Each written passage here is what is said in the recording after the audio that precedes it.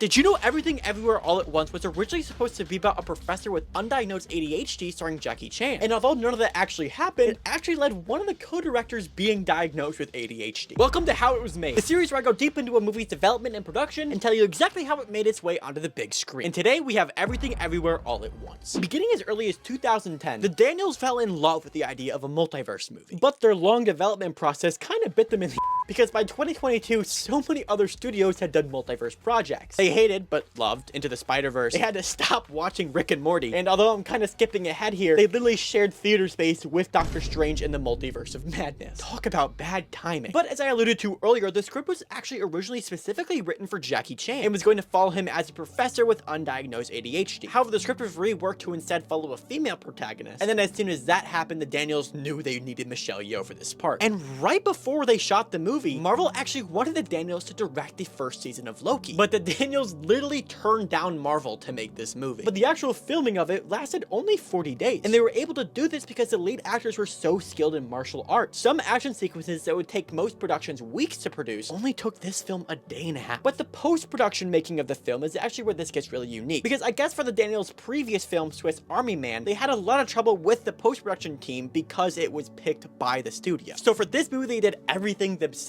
hiring a team of 8 and doing everything in-house with just After Effects and Premiere Pro. But then the movie came out and was such a breakout hit that it literally changed the way A24 goes about greenlighting movies. Now, whether or not that is for better or for worse is still to be determined, but regardless, it is clear why they made that decision because this movie rocks. Alright, that's all for today. Thank you for the suggestion. Follow for more.